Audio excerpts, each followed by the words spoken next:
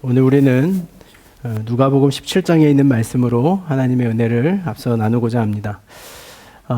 복음서의 기록자는 우리가 복음서를 가지고 있는 제목의 상이함처럼 모두 4권의 복음서를 갖고 있습니다. 그 가운데 마태와 마가와 누가는 같은 관점에서의 하나님의 예수 그리스도의 일하심에 대한 서술로 우리는 이를 공관복음이다 이렇게 명합니다.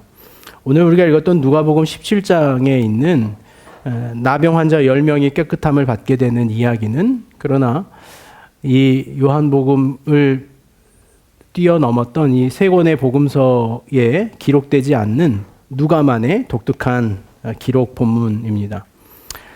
이 본문의 주 골자는 고침을 받는 것과 구원을 받는 것은 서로 다른 차이가 있는 이야기다라고 하는 것을 이 본문의 구조 안에 말씀해 주고 있습니다.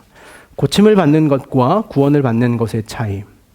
우리가 요구하고 바라고 또 희망하는 신앙의 모양이 어떤 것일까라는 것을 질문하게 하는 질문입니다. 예수께서 예루살렘으로 향하는 여정 중에 있으셨습니다. 본문에 등장하는 갈릴리라고 하는 지역은 예루살렘에서부터 북쪽으로 올라가 있는 지역입니다. 한번 지도를 참고해 볼까요? 예수님 당시에 예루살렘의 지점입니다. 오늘 우리가 보고 있는 본문이 펼쳐지고 있는 장면은 이 갈릴리와 사마리아가 붙어 있는 이 인접 지역입니다.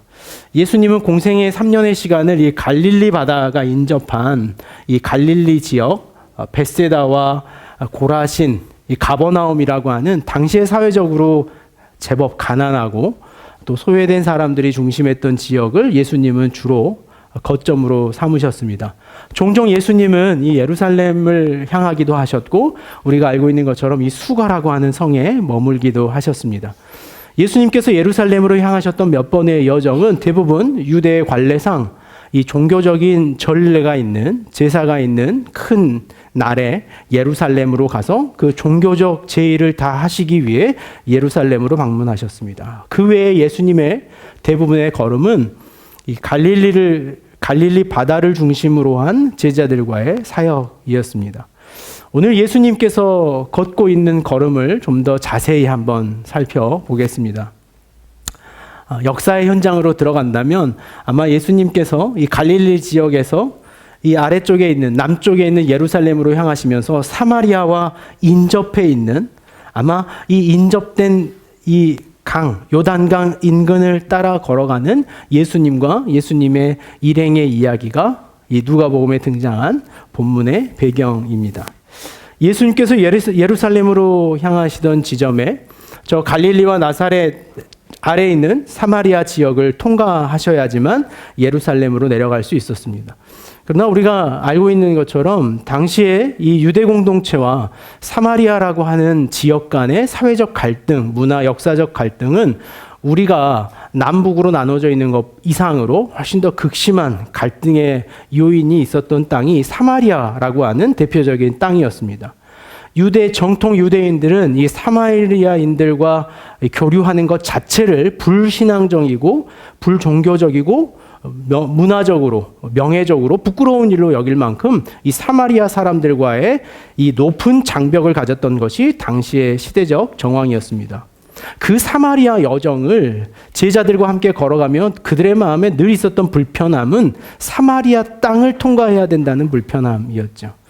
그 사마리아 땅을 지나야 한다는 불편함을 더하게 하는 본문의 불평이 하나 있습니다. 그것이 12절에 등장하는데 한 마을에 들어가시니 라고 말합니다.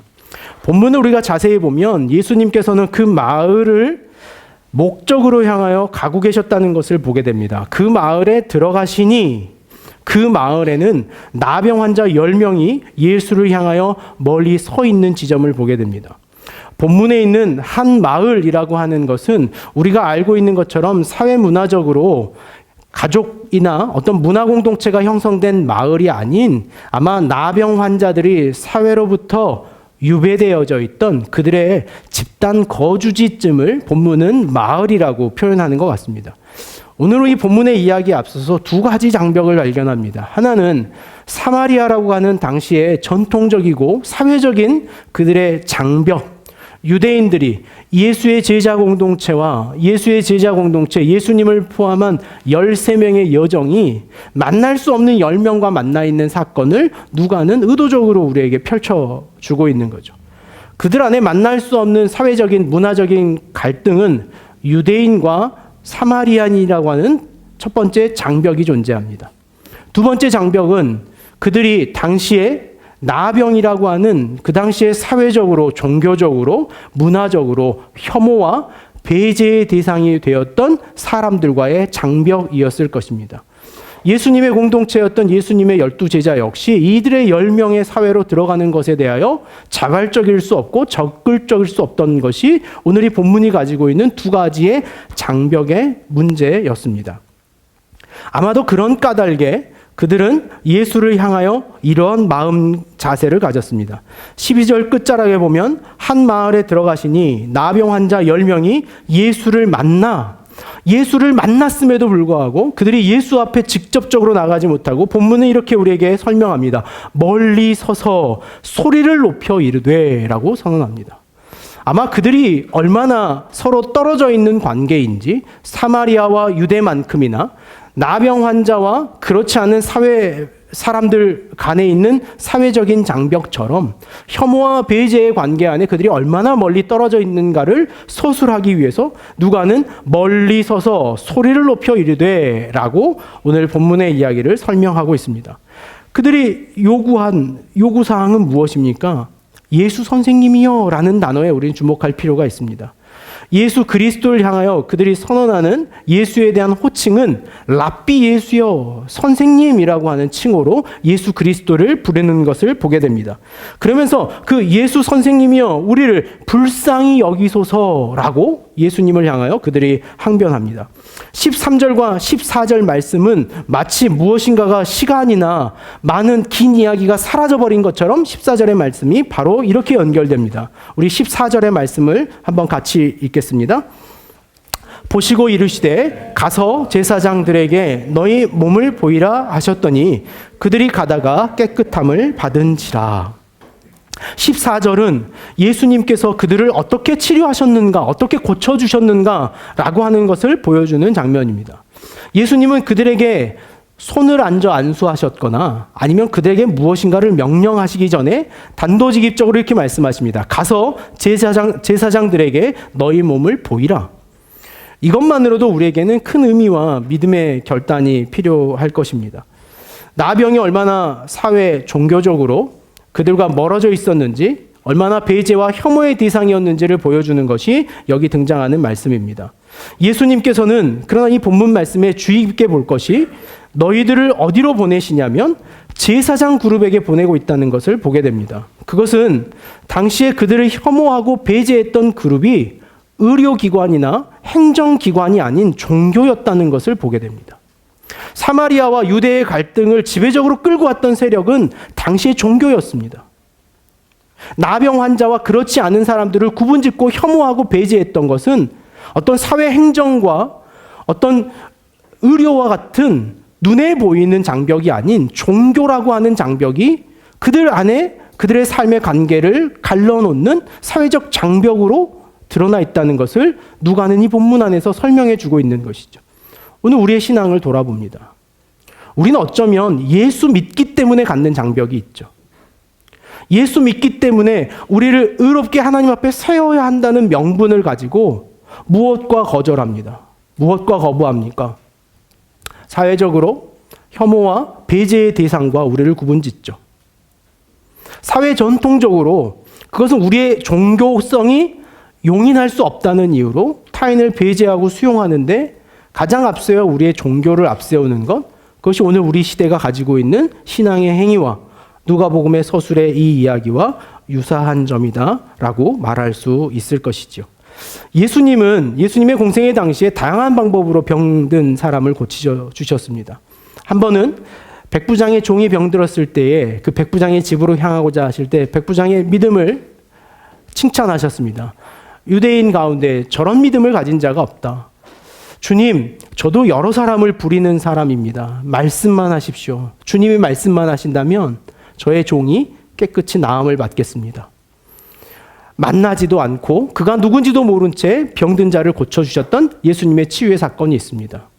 때로는 28년 동이나 혈류병을 가지고 있던 여인이 예수님의 옷자락을 만지자 누가 내 옷을 만졌느냐라며 그의 여인을 굳이 찾아내셨던 예수님의 치유의 사건도 등장합니다. 우리가 가장 놀랍게 보고 있는 요한복음에 있는 한 치유의 사건은 예수님께서 어떤 사역에서도 보이시지 않으셨던 것처럼 자신이 진흙에 침을 뱉어 그 진흙을 이기신 다음에 그의 눈에 발라 그 눈을 한 못에 가서 씻어라 라고 말씀하시는 것으로 그의 눈을 고치셨던 장면을 우린 잘 알고 있습니다. 이 10명의 나병 환자를 고치셨던 예수님의 방법은 바로 이런 방법이었습니다. 제사장에게로 가라. 그 종교의 정점으로 들어가라. 그 종교의 정점으로 들어가서 너의 삶이 그 가운데 용서함을 받았다는 것을 찾아 발견해라 라는 것이었습니다. 14절 하반절에 보면 이렇게 말합니다. 그들이 가다가 깨끗함을 받은지라. 그 출발선상에서 그들이 그 종교적 삶으로 그 지점으로 향하던 걸음에서 그들이 나음을 받았다라고 성경은 우리에게 말씀해 주고 있습니다. 이 지점에서도 우리는 충분히 그들의 믿음을 칭찬할 만합니다. 여러분이라면 그렇게 하시겠습니까? 여러분이라면 우리를 배제하고 우리를 혐오하며 우리를 멸시하는 사람들에게로 찾아가라 라는 요구에 여러분들이 이렇게 쉽게 빨리 순응할 수 있겠습니까? 혹자는 이 본문을 주석하며 혼자라면 하지 못했을 텐데 아마 10명이라 갔을 것이다 라고 주석하는 것을 봅니다. 그만큼 어려운 일이었을 것입니다. 그 정점으로 들어간다는 것, 자신을 혐오하고 자신을 배제하는 곳으로 찾아간다는 것, 그 믿음만으로도 이 본문은 충분히 의미가 있을 것입니다. 그러나 누가복음은 그래서 그들이 깨끗함을 받았다라고 끝나지 않고 15절 말씀을 이렇게 연결짓습니다. 그 중에 한 사람이 자기가 나은 것을 보고 큰 소리로 하나님께 영광을 돌리며 돌아와 예수의 발 아래 엎드려 감사하니 그는 사마리아 사람이라. 우리에게 몇 가지 정보를 더 제공해 줍니다. 그들의 최종적인 목적이 고침을 받는 것으로서의 최종적인 목적이 아니라 이 이야기의 목적은 고침을 받는 그 이상의 메시지를 우리에게 말씀해 주고자 하는 것이죠. 그 중에 한 사람을 등장시킵니다. 그 한 사람이 경험한 놀라운 사실이 무엇이냐면 자신이 나음을 받은 그 사건이 하나님께서 하시는 사건이라는 것을 발견한 자예요. 오늘 이것이 우리가 발견해야 할 가장 중요한 첫 번째 이 감사의 요인입니다. 내 안에 일어난 일이, 내 삶에 일어난 일이 하나님으로부터 일어났다는 것을 깨닫는 것. 내 삶의 이 고침의 사건이 기적으로 끝나는 것이 아니라 그 일이 하나님으로부터 왔다는 것을 깨닫는 자는 10명 중에 하나였습니다. 10의 하나만 그 사실을 깨달았습니다. 10의 9은 다만 자신의 삶이 고쳐지는 그 결과를 향하여 살아가던 인생이었습니다. 그것이 최종의 결과였습니다. 누가 나를 고쳐주든지 누가 나를 자유롭게 하든지 상관없이 내 삶의 결과만 이루어지면 된다고 살아가는 9과 내 삶의 그것이 결과가 아닌 그 일이 누구로 인하여 이루어졌는가를 묻는 그 삶의 최종점을 결과로 여기는 한 사람, 그 9과 한 사람의 싸움을 누가는 우리에게 보여주고 있는 것이죠. 아마 오늘 이 본문에서 그는 사마리아 사람이더라 라고 이야기하는 것으로 빗대어 보자면 아마 자신이 고침을 받는 결과로서 만족했던 9명의 사람은 유대인이 아니었을까? 유대 사람이 아니었을까? 라는 추측을 하게 됩니다. 유대 사람은 어떤 종교와 신앙을 가지고 있는 사람입니까? 자신의 삶의 모든 것이 하나님의 뜻으로 된 것이라는 신앙을 가지고 살아가는 사람들이 이스라엘 백성들이었습니다. 나에게 주어진 모든 삶의 여건과 조건이 그것이 희노애락을 뛰어넘고 모든 일이 하나님으로부터 시작됐다는 것을 믿는 사람들이 유대인이었습니다. 그러나 그들은 그 하나님이 내 삶에 무엇인가를 이루겠다라고 하는 결과를 향하지 않고 자신의 삶에 무엇이 이루어질까를 결과로 살아가는 그 결과적 삶을 살았다는 것을 이 본문에서는 이렇게 등장시킵니다. 예수님이 이렇게 말씀하십니다. 예수께서 대답하여 이르시되 10사람이 다 깨끗함을 받지 아니하였느냐? 그 9은 어디 있느냐? 예수님께서 9을 찾고 계십니다. 그리고 18절에 이 이방인 외에는 하나님께 영광을 돌리러 돌아온 자가 없느냐 하시고 그에게 이르시되 일어나 가라. 내 믿음이 너를 구원하였느니라. 고침을 받는 것과 자신의 삶의 결과가 완성되는 것과 구원의 메시지는 다르더라는 거예요. 우리가 생각해 봐야 될 문제가 여기 있습니다. 우리의 신앙이 최종적으로 우리의 삶의 결과를 지향하는 신앙이라면 9의 삶을 사는 것입니다. 우리의 신앙의 열심, 그들이 열심히 소리 질렀던 것, 그들이 열정적으로 예수 앞에 섰던 것, 그 종교적 열심과 행위가 내 삶의 결과로 만족되었다면 그것으로 끝이라고 살아가는 것이 9의 삶일 것입니다. 그러나 오늘 이 사마리아 이방인 고백했던 신앙의 삶이란 그것이 자신의 삶의 고침으로 끝나는 것이 아니라 오늘 내 안에 그 일을 누가 이루어셨는가를 찾아내는 삶, 그것이 자신의 삶의 구원을 고백하는 인생의 삶이라는 것을 우리에게 말씀해 주고 있는 것이죠. 구원이란 무엇입니까? 구원이란 하나님께서 우리 안에 반드시 선한 일을 이루시되 그 선한 일을 예수 그리스도를 통하여 이루신다는 사실을 깨닫는 것, 그것이 구원이라는 것을 이 누가의 서술에서 우리에게 말씀해 주고 있는 것이죠. 그런 인생을 살아가는 사람의 고백이 무엇입니까? 그것이 감사하는 삶의 태도더라라는 거예요. 크리스찬의 감사란 바로 여기에 있습니다.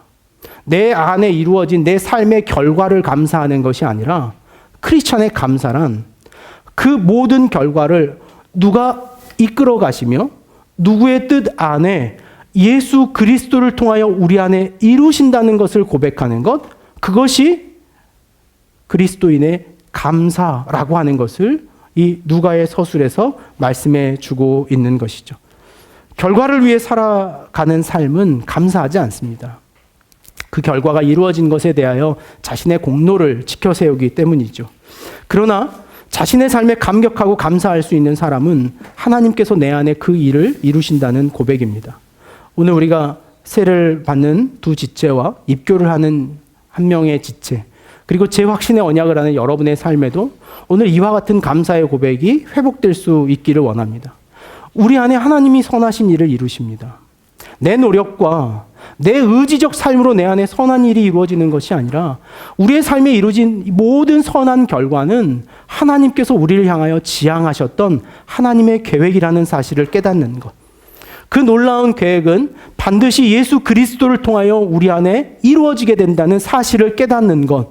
그것이 결과로 머무르는 인생이 아니라 구원으로 향하는 인생이라는 것을 이 말씀 안에서 우리에게 말씀해 주고 있는 것이죠.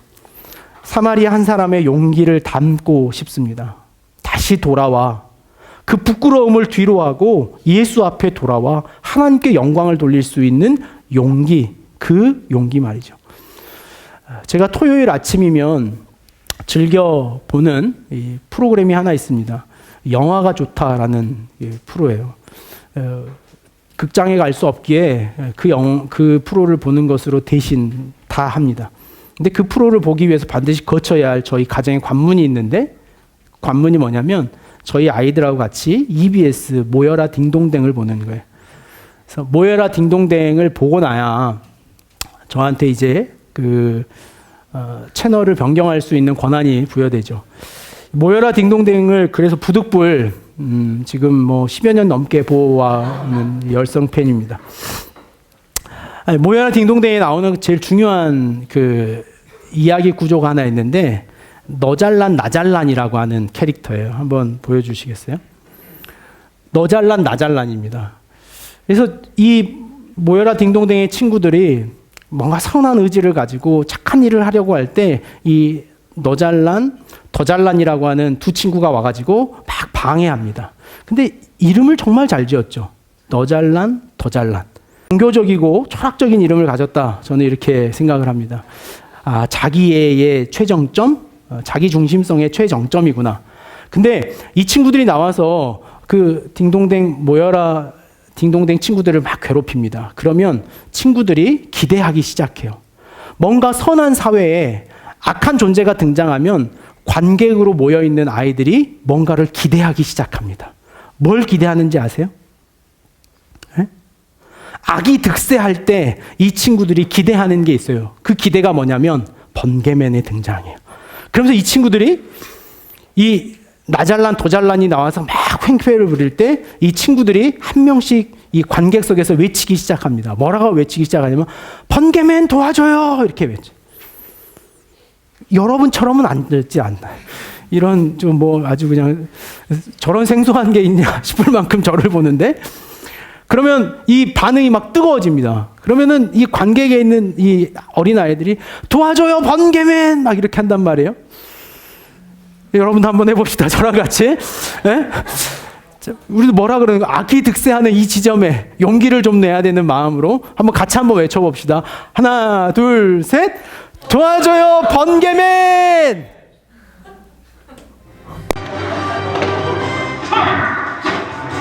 번개맨과 함께하는 신나는 번개체조. 오늘 저희 여러분 준비. 한번 더. 여러분 이거 번개맨을 할 자, 로켓 로켓에서 여러분 딱 하는 거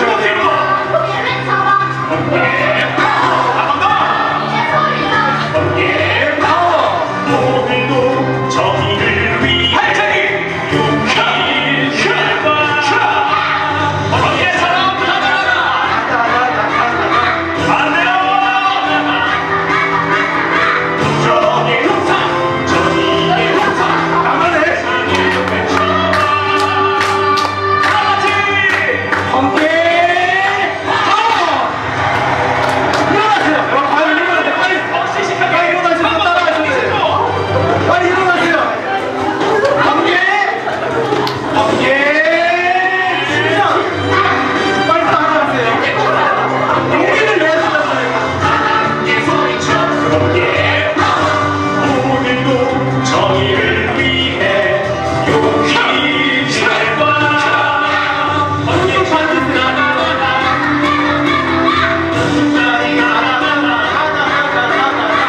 정의의 용사, 정의의 용사, 이 용창을 외쳐봐.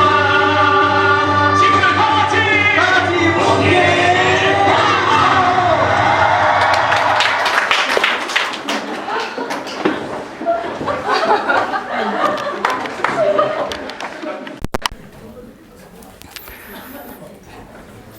사마리아의 이야기가 번개맨으로 연결됩니다.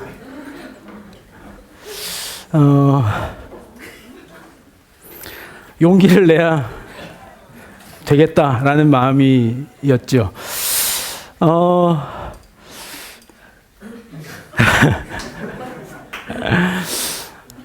저희가 이제 가지고 있는 복음맨을 어떻게 하면 살려보려고 어떻게 하면 복음맨을 의미 부여해 볼까. 어쩌면 앞뒤 억지였는지 모르겠지만 이런 좀 결론을 가져가려고 합니다. 세상은 우리에게 어떤 장벽을 늘 만들어 갑니다. 무엇이든지 기회만 있으면 장벽을 만들어 가죠. 그리고 선과 악은 대립하고 그 선과 악의 대립에서 누군가 그 장벽을 허물 용기 있는 사람을 필요로 하는 것은 어린아이의 마음이나 우리의 마음이나 다 같은 것 같아요. 누가 그 장벽을 허물 수 있을까요? 저는 이 사마리아 한 사람의 용기와 예수님의 용기가 그 장벽을 허물 수 있었다라고 생각해요. 오늘 우리가 가지고 있는 예수 그리스도를 믿는다는 게 뭘까요? 정말 예수 그리스도가 우리 안에 계셔 그분으로 인하여 우리가 감사한다는 힘은 뭘까요? 이 용기 아닐까요? 우리가 좀 용기를 내면 어떨까요? 우리의 삶에 좀 더 용기를 내서 우리의 신앙의 실제가 무엇인지를 정말 우리의 삶으로 쏟아낼 수 있는 신앙을 갖는 게 뭘까요? 저는 제 나름대로 이 추수감사주일의 하트를 완성해가며 어디에다 이 용기를 좀 풀어볼까? 저의 용기의 결단이 번개맨이었습니다. 용기를 내야겠다. 내가 용기를 내야 오늘 이 마음에 나눔이 이루어지겠구나라는 생각을 가져봅니다. 오늘 저와 여러분을 이와 같은 감사의 자리, 사회적으로 용기 내는 자리로 부르십니다. 오늘 그 믿음에 반응하시겠습니까? 그만 어깨 축 늘어뜨리고 있고 우리의 복음의 열정을 가지고 우리 안에 이루어주신 반드시 선한 일을 이루실 그분, 그분의 확신을 가지고 우리의 신앙에 용기를 갖고 살아가는 저와 여러분이 될 수 있기를 간절히 원합니다. 기도하겠습니다. 고마우신 하나님 감사합니다. 네, 주님. 오늘 우리가 이 예식을 통하여 주님 앞에 드리는 이 감사의 고백을 통하여 우리의 삶에 용기를 갖도록 하겠습니다.